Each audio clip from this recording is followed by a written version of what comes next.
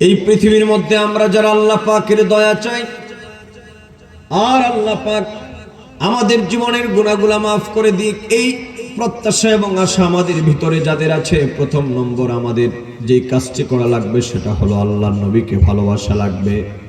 এই মর্মে আল্লাহ পাক বলেন, অগবন্ধু নবী আমার এই পৃথিবীর মানব সম্প্রদায়দেরকে জানিয়ে দেন, মানে আমি আল্লাহ জাল্লা শানহু আবমানাবালুর পক্ষ থেকে দুনিয়ার মানব সম্প্রদায়দেরকে আপনি জানিয়ে দেন। আল্লাহ পাক বলেন, নবী আপনি বলুন, কুল ইন কুনতুম তুহিব্বুনাল্লাহ ফাত্তাবিউনি ইউহিব্বুকুমুল্লাহ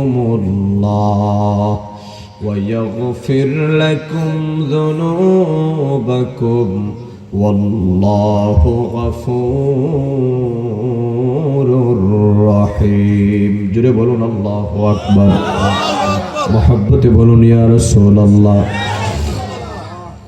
আল্লাহ পাক বলেন, ওগো নবী আমার আপনি বলুন, কোন নবী আপনি বলুন, মানে কথা হচ্ছে আমার আল্লাহ আর জবান হচ্ছে আমার দয়াল নবী মুহাম্মদ সাল্লাল্লাহু আলাইহি ইসলামের।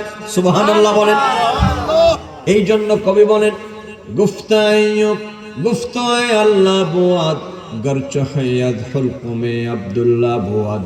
আমার নবীজির কথা আল্লাহর কথা যদিও জবানে রাসূলুল্লাহ। এই জন্য আল্লাহ পাক বলেন, মা ইয়ানতিকু আনিল হাওয়া ইন হুয়া ইল্লা ওয়াহয়ুন ইউহা। পড়েন যারা পড়েন, মা ইয়ানতিকু আনিল হাওয়া ইন হুয়া ইল্লা ওয়াহয়ুন ইউহা।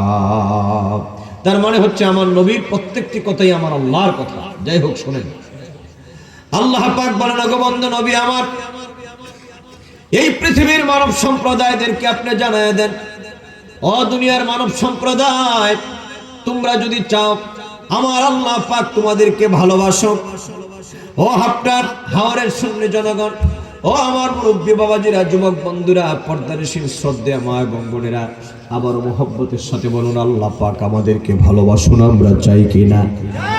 একটু ডান হাত তুলে বলেন, চাই কিনা?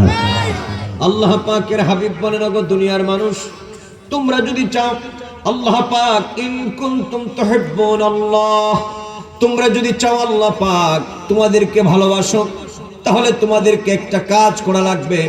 একটা শর্ত আছে উম্মত, ওই শর্তটা যদি তোমরা আদায় করতে পারো আল্লাহ পাক তোমাদেরকে ভালোবাসবেন। তার মানে হলো ফাত্তাবিউনি ফাত্তাবিউনি, তোমরা আমি মুহাম্মদ সাল্লাল্লাহু আলাইহি ওয়াসাল্লামের ইত্তেবা করবা, অনুসরণ করবা। আমি আল্লাহর হাবিবকে তোমরা ভালোবাসবা, আমি নবীর সুন্নাত মোতাবেক তোমরা জীবন যাপন পরিচালনা করবা, আমি আল্লাহর হাবিবের আদর্শগুলোকে তোমরা বুকে ধারণ করবা। যদি তোমরা আমি আল্লাহর হাবিবকে মহব্বত করতে পারো এবং আমি মুহাম্মদ সাল্লাল্লাহু আলাইহি ওয়াসাল্লামের সুন্নতগুলোকে যদি তোমরা মানতে পারো, আমি নবীজির ইত্তেবা অনুসরণ যদি তোমরা করতে পারো, তাহলে মনে রাখবা আল্লাহ পাক এই পৃথিবীর মধ্যে প্রথম তোমাদেরকে যেই পুরস্কারটা দান করবেন, ইউহিব্বুকুমুল্লাহ। আল্লাহু আকবার বলেন, আল্লাহু আকবার। ইউহিব্বুকুমুল্লাহ, তোমরা যদি আমি আল্লাহর হাবিবকে ভালোবাসো, আমি নবীর ইত্তেবা যদি করো, আমি নবীর সুন্নতের অনুসরণ যদি করো, আমি নবীর প্রেম প্রীতি মহব্বত আর ভালোবাসা যদি তোমাদের দিলের ভিতরে থাকে, আল্লাহ পাক প্রথম যেই পুরস্কার তোমাদেরকে দিবেন, ইউহিব্বুকুমুল্লাহ, আল্লাহ পাক তোমাদেরকে ভালোবাসবেন। আচ্ছা বলুন তো বাজান, আল্লাহ যদি আমাদেরকে ভালোবাসে, এর চাইতে বড় প্রাপ্তি আর জীবনে আর কিছু আছে? এই যুবকের আওয়াজ দেন, আল্লাহ যদি একবার বলে, ও হাফটার হাওরের জনগণ, আমি তোমরারে ভালোবাসি, এই আমাদের কপাল খুলে যাবে। কোনটা বাজান, ঠিক কিনা? এর চাইতে বড় আর কিছু হইতে পারে? এই যে আমরা মাহফিল করি কেন? আল্লাহ রসুলের খুশির জন্য। অতএব আমার জনগণ ভালো করে শুনে যান, এই পৃথিবীর মধ্যে আমরা আল্লাহর ভালোবাসা চাইতে হলে, পাইতে হলে আমার নবীকে ভালোবাসতে হবে, নবীকে মুহাব্বত করা লাগবে, নবীর সুন্নত মানা লাগবে। এরপরে আল্লাহ পাক বলেন, ওগো বন্ধু নবী আমার, আমি আল্লাহ পাক যাদেরকে ভালোবাসবো, শুধু ভালোই বাসবো না, এই পৃথিবীর মধ্যে আপনাকে যারা মহব্বত করবে আর আপনার নবীকে যারা ভালোবাসবে, ওগো নবী আমার, ইয়া রাসূলুল্লাহ, ইয়া হাবিবাল্লাহ, বন্ধু নবী আমার, আমি আল্লাহ পাক তাদেরকে শুধু ভালোই বাসবো না, নবীজি গো আমার, আপনি আমার পক্ষ থেকে তাদেরকে জানায় দেন আমি আল্লাহ পাক যাদেরকে ভালোবাসি তাদের আমল নামায় কোনো গুনাহ খাতা বাকি রাখবো না। এই মর্মে আল্লাহ পাক বলেন ওয়ায়াগফির লাকুম যুনুবাকুম ওয়াল্লাহু গফুরুর রহিম। পড়েন যারা পড়েন ওয়াল্লাহু গফুরুর রহিম। মোহব্বতের সাথে আওয়াজ দিয়ে বলেন গুনাহ খাতা মাফ করার মালিককে। ডান হাত তুলে বলেন মাফ করার মালিককে। বলেন আল্লাহু আকবার। আল্লাহ পাক বলেন ওগো হাবিব আমার, আমি আল্লাহ পাক শুধু আপনার উম্মতদেরকে ভালোই বাসবো না, ওয়ায়াগফির লাকুম যুনুবাকুম, আপনার উম্মতেরা যত বড় অন্যায়কারী হোক, ইয়া রাসূলুল্লাহ ইয়া হাবিবাল্লাহ নবী গো, আপনার উম্মতেরা যত বড় অন্যায়কারী হোক আর অপরাধকারী হোক না কেন, আপনি নবীকে যদি ভালোবাসে আমি আল্লাহ তাদেরকে ভালোবাসবো। শুধু ভালোই বাসবো না, যত বড় অন্যায়কারী হোক অপরাধকারী হোক, শয়তানের ধোঁকায় পড়ে কুমন্ত্রণায় পড়ে যত অন্যায় করবে অপরাধ করবে, আপনি নবীকে ভালোবাসার কারণে আমি আল্লাহ পাক তাদের জীবনের সব গুনাহগুলা আমি মাফ করে দিব। ইন্নাহু হুয়াল গফুরুর রহিম। তিনি শুধু ক্ষমাই করবেন না, তিনি বান্দার প্রতি অতীব দয়াশীল। তিনি ক্ষমা করবেন আবার দয়া করবেন। সুবহানাল্লাহ। এই দুনিয়ার কোন মানুষের কাছে যদি আপনি অন্যায় করেন, যুবকেরা শুনে যান, আমার মুরব্বী বাবাজিরা, পর্দানিশীল শ্রদ্ধা মা এবং বোনেরা, এই পৃথিবীর মধ্যে কোন মানুষের কাছে যদি আপনি অন্যায় করেন, যতই তার কাছে আপনি ক্ষমা চান, ওই ব্যক্তির কাছে ক্ষমা চাওয়ার পর ওই ব্যক্তিটা আপনাকে যতই মাফ করে দিক, 5 বছর 10 বছর 15 বছর পরেও যদি আপনাকে দেখার পরে ওই কষ্টের কথাটা তার প্রথম মনে হয়, কথা কোন ঠিক কিনা? তার মানে ওই ব্যক্তিটা আপনার প্রতি পূর্ণ দয়াশীল হতে পারে না।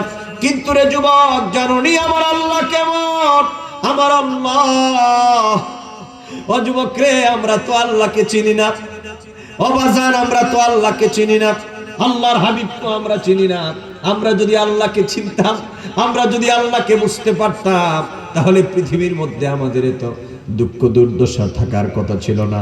আল্লাহ পাক বলেন ওগো হাবিব, ওগো বন্ধু নবী আমার, আপনার উম্মতগুলোরে জানায়ে দেন আমি আল্লাহ শুধু মাফই করি না, বিগত অন্যায় অপরাধ মাফ করার পাশাপাশি আমি আল্লাহ পাক আগামী জীবন আপনার উম্মতেরা পৃথিবীর মধ্যে কি খাবে আর পড়বে, আমি আল্লাহ পাক তাদের প্রতি এমন দয়াশীল হই, আমি আল্লাহ পাক যাদেরকে ক্ষমা করে দেই, আমি আল্লাহ তাদেরকে আমার রহমত দ্বারা ভরপুর করে দেই।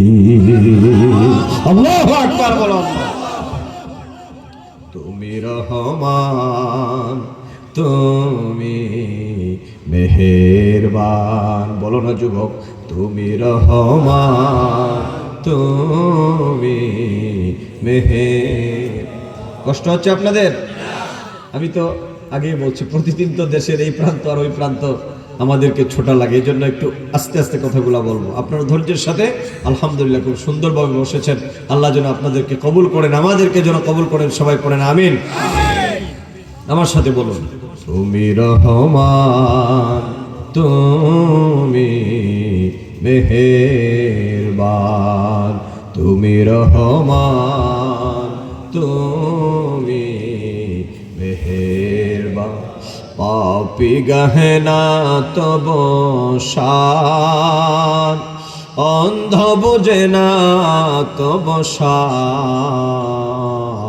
তুমি রহমান, তুমি মেহেরবান। জনম জপ নম যদি গাহি, তোমার মহিমা গাওয়া শেষ হবে নাহি, ঠিক না বলেন? জনম জপ নম যদি গাহি, তোমার মহিমা গাওয়া শেষ হবে নাহি। দয়া করো হে প্রভু, দয়া করো হে প্রভু, তুমি দয়াবান, তুমি রহমান। বলেন না, কখন জানি নসিব খুলে যায় বলতে পারেন না, একটু দিল থেকে বলেন, দিল থেকে বলেন রে যুবক, তুমি রহমান, তুমি মেহেরবান, তুমি রহমান, তুমি মেহের। কখনো তো মাকে যদি ভুলি, হিদায়তের আলো জেলে নিয় কাছে তোলে। কখনো তো মাকে যদি ভুলি, হিদায়তের আলো জেলে নিয় কাছে তোলে। ঠাই দিও হে প্রভু, ঠাই দিও হে প্রভু, তুমি দয়াবান, তুমি রহমান, তুমি মেহেরবান, তুমি রহমান, তুমি মেহেরবান। আল্লাহু আকবার। আমার মালিক তিনি দয়াবান, বান্দাকে ক্ষমা করেন আবার দয়া করেন। আল্লাহ, আল্লাহ বলেন না আল্লাহ। আরে আমার আল্লাহর মতো আর এমন দয়ালু পাবেন কই? যত বড় অপরাধী হন না কেন আল্লাহ কয় আমি তোদেরকে মাফও করি আবার দয়াও করি। আচ্ছা বলুন তো, আমরা যে পরিমাণ অন্যায় অপরাধ করি, আমাদের জীবনে গুনাহ খাতা আছে না নাই? আর যে সমস্ত ভদ্রলোকেরা বলছেন না মনে হয় গুনাহ খাতার ধারে কাছে আপনারা যান না নাকি? বলেন না, আমাদের জীবনে গুনাহ খাতা আছে না নাই? আচ্ছা বলুন তো, গুনার কারণে যদি আল্লাহ শাস্তি দিত তাইলে কি চন্দ্র সূর্যের আলো ভোগ করতে পারতেন? আলো বাতাস পাইতাম আমরা? এটাই হচ্ছে আল্লাহ পাকের দয়া। এবার আসেন নাম্বার 3 বিষয় মনে আছে যে আমরা ইমানদার হওয়ার পরে আমাদের দায়িত্ব হচ্ছে আল্লাহর প্রিয় হওয়া। আল্লাহর প্রিয় হওয়া, আল্লাহর মাহবুব হওয়া, আল্লাহর মায়ার বান্দা হওয়া। তো আল্লাহর মায়ার বান্দা হওয়ার জন্য প্রথম যে শর্ত সেটা হলো আমার নবীকে ভালোবাসা লাগবে। আপনাদের ভিতরে আমার নবীর মহব্বত আছে না নাই? আমরা নবীজিকে ভালোবাসি। এবার আসেন নাম্বার 3, আল্লাহ পাকের প্রিয় হওয়ার জন্য আল্লাহ পাকের স্মরণ করা লাগবে, জিকির করা লাগবে। আল্লাহ পাকের স্মরণ আপনারা করেন তো? মহাগ্রন্থ আল কোরআনুল কারীমের মধ্যে আল্লাহ পাক বলেন, বান্দারে এই পৃথিবীর মধ্যে আমি আল্লাহ পাকের স্মরণ, আমি আল্লাহ পাকের জিকির যেই বান্দার মধ্যে থাকবে আমি আল্লাহ পাক তার জিম্মাদার হয়ে যাব। আল্লাহ পাক বলেন, বান্দা মহাগ্রন্থ আল কোরআনুল কারীমের মধ্যে বহুভাবে আল্লাহ পাক বলেছেন। যেমন এক আয়াতের মধ্যে আল্লাহ পাক বলেছেন ইমানদার মুমিন মুসলমান যারা আছে তাদের কিছু সিমটম আছে, তাদের কিছু লক্ষণ আছে। আল্লাহ পাক বলেন এর মধ্যে একটা হলো তারা আমার জিকির শুনলে পরে তাদের হৃদয়টা ভীত সন্ত্রস্ত হয়ে যায়। যেমন সূরাতুল আনফালের মধ্যে আল্লাহ পাক বলেন, বান্দা শোনো, ইন্নামাল মুমিনুনাল্লাযীনা ইযা যুকিরাল্লাহু ওয়াজিলাত কুলুবুহুম ওয়া ইযা তুলিয়াত আলাইহিম আয়াতুহু যাদাতহুম ঈমানাও ওয়া আলা রাব্বিহিম ইয়াতাওয়াক্কালুন। জোরে বলুন আল্লাহু আকবার। এই আয়াতের মধ্যে আল্লাহ পাকের জিকির স্মরণ করা ইমানদার মুমিন মুসলমানের গুণাবলীর মধ্যে অন্তর্ভুক্ত করা হয়েছে। ও হাফটার হাওরের যুবক বন্ধুরা, মুরব্বী বাবারা শোনো রে, আল্লাহ পাকের জিকিরের কত বড় মর্যাদা জানোনি? ও বন্ধু, আমরা তো আল্লাহ পাকের জিকির করতে চাই না। মাঝে মধ্যে জিকিরের মজলিসগুলোতে বসলে পড়ে আপনাদেরকে আলেম ওলামারা বলেন একটু জিকির করেন, মসজিদের ইমাম সাহেব বলেন একটু জিকির করেন, বা আল্লাহর কোন হক্কানি রব্বানি ওলিদের খানেকার মধ্যে বসলে পড়ে আপনাদেরকে জিকিরের তালিম দেওয়া হয়। কথা বলেন ঠিক কিনা? এই যে আপনাদেরকে নফি ইসবাতের জিকিরের তালিম দেওয়া হয়, লা ইলাহা ইল্লাল্লাহ, এরপরে দেওয়া হয় ইল্লাল্লাহ, এরপরে দেওয়া হয় আল্লাহ, এরপরে হু, এরপরে হু আল্লাহ, এরপরে আপনাকে বলা হয় আপনি এইভাবে করে আল্লাহ আল্লাহ নামের ইসমে জাতের জিকির করবেন। ও যুবক, জানুনি এই জিকির হচ্ছে ইমানদার মুমিন মুসলমানের সৌভাগ্যের প্রতীক। ও যুবক, ভালো করে শোনো, এই পৃথিবীর মধ্যে জিকির যারা করবে, আল্লাহর নবী, নূর নবী, হায়াতুন নবী, জিন্দা নবী, শাফাতের কান্ডারি নবী, তরানেওয়ালা নবী, বাদশা নেওয়ালা নবীকে আল্লাহর হাবিবকে একবার প্রশ্ন করলেন সাহাবায়ে কেরাম, ইয়া রাসূলুল্লাহ, এই পৃথিবীর মধ্যে আল্লাহর বান্দা সৌভাগ্যবান না দুর্ভাগ্যবান আমরা বুঝবো কিভাবে? আল্লাহর নবী বলেন, ওগো সাহাবীরা, আমি রাসূলুল্লাহর পক্ষ থেকে গোটা পৃথিবীর মানব সম্প্রদায়দেরকে জানিয়ে দাও, আল্লাহর যে বান্দার জবানের মধ্যে হরদম আমার মহান মালিক, আমার মহান আল্লাহ পাকের স্মরণ থাকবে, মানে জিকির থাকবে। আর আমি রাসূলুল্লাহ দুরূদ ও সালাম যার জবানের মধ্যে থাকবে, ও হাফটার হাওনের জনগণ শুনে যাও, এই কথাটা হৃদয়ের মধ্যে গেঁথে রাখবা। এই দুনিয়ায় সৌভাগ্যবান না দুর্ভাগ্যবান বুঝবা কিভাবে? আল্লাহর হাবিব বলেন, উম্মত যার জবানের মধ্যে আল্লাহ পাকের জিকির থাকবে আর আমি মুহাম্মদ সাল্লাল্লাহু আলাইহি ওয়াসাল্লামের দুরূদ ও সালাম থাকবে, তোমরা মনে করবা ওই ব্যক্তিটা বড়ই সৌভাগ্যবান। আসমানের নিচে জমিনের উপরে আল্লাহ পাক তাকে ভালোবাসেন আর তার ভাগ্যটাকে আল্লাহ পাক সুপ্রসন্ন করে দিবে। আল্লাহু আকবার, আল্লাহু আকবার। এই জন্য আল্লাহ পাকের জিকির এটা আমাদের জন্য বিরাট এক নিয়ামত। আল্লাহ পাক তার জিকির করার ব্যাপারে নিজেই বলেছেন, যেমন কোরআনুল কারীমের এক আয়াতে আল্লাহ পাক বলেন, বান্দা ফাযকুরুনি আযকুরুকুম ওয়াশকুরুলি ওয়ালা তাকফুরুন। পড়েন যারা পড়েন, ফাযকুরুনি আযকুরুকুম ওয়াশকুরুলি ওয়ালা তাকফুরুন। আমার যুবক বন্ধুরা, মুরব্বী বাবাজিরা, মনটা নরম করে দিয়ে শুনেন আমার আল্লাহ পাক কি বলেছেন। যুবক রে, এই আয়াত তোমরা জীবনে বহুবার শুনেছ। ও মুরব্বী বাবাজিরা, আমার আলেম ভাইয়েরা, এই আয়াত আপনারা জীবনে বহুবার শুনেছেন, কিন্তু শুনেন আল্লাহ পাক এই আয়াতের মধ্যে তিনি কত বড় দরদ মাখা আল্লাহ পাক ভাষায় তিনি তার বান্দাদেরকে বলছেন, বান্দারে তোমরা পৃথিবীর মধ্যে যারা ঈমানদার, তোমরা যারা মুমিন মুসলমান, আমি আল্লাহ তোমাদেরকে বললাম ফাযকুরুনি, ও বান্দা তোমরা আমি আল্লাহ পাকের স্মরণ করো, আমি আল্লাহ পাকের জিকির করো, আমি আল্লাহকে ডাকো, আমি আল্লাহর স্মরণ তোমরা করো। আযকুরুকুম আযকুরুকুম, আমি আল্লাহ পাক তোমাদেরকে স্মরণ করব। মুফাসসিরিনে কেরামগণ বর্ণনা করেছেন, আমরা তো আল্লাহ পাকের স্মরণ করি জিকিরের মাধ্যমে, যেমন আমরা তো বলি লা ইলাহা ইল্লাল্লাহ, লা ইলাহা, বা আমরা বলি ইল্লাল্লাহ, বা আমরা বলি আল্লাহ, আমরা বলি আল্লাহু, এই মাধ্যমে আমরা আল্লাহকে ডাকি। কিন্তু প্রশ্ন হচ্ছে, আমার মহান রব, আমার মহান মালিক, আমার আল্লাহ পাক, তিনি যে আমাদেরকে স্মরণ করবেন, কিভাবে করবেন? হাফটার হাওরের জনগণ শোনো, আল্লাহ পাক তিনি কিভাবে স্মরণ করবেন। ও মুরব্বী বাবাজিরা, আল্লাহ পাক জাল্লা জালালুহু আম্মা নাবালুহু, তিনি তার আপন বন্ধু নূর নবীজি আমার মুহাম্মদ সাল্লাল্লাহু আলাইহি ওয়াসাল্লামকে বলেন, ইয়া রাসূলুল্লাহ, ইয়া হাবিবাল্লাহ, নবী গো আমার, আপনার উম্মতদেরকে জানিয়ে দেন, আপনার যে উম্মতেরা আমি আল্লাহ পাকের জিকির করবে, আমি আল্লাহ পাককে ডাকবে, আমার স্মরণ করবে, ও নবীজি আমার, আমি আল্লাহর পক্ষ থেকে পৃথিবীর মানব সম্প্রদায়দেরকে জানিয়ে দেন, আমার জাকিরিন বান্দা যারা আমাকে স্মরণ করবে, তাদের জন্য আমি আল্লাহ জিম্মাদার হয়ে যাই। আল্লাহু আকবার বলেন, আল্লাহু আকবার। আমি ইয়া রাসূলুল্লাহ, আহলে সুন্নাত ওয়াল জামাত জিন্দাবাদ, জিন্দাবাদ, হযরত মাওলানা নাসির আহমেদ সাহেব জিন্দাবাদ, জিন্দাবাদ। ওগো নবী, আপনি জানিয়ে দেন যারা আমার জিকির করবে, আমি আল্লাহ তাদের জন্য জিম্মাদার হয়ে যাব। আচ্ছা বলুন তো, আমার আল্লাহ যদি আমাদের জিম্মাদার হয়ে যান, আমাদের কি কোনো চিন্তা পেরেশানি থাকবে ভাই?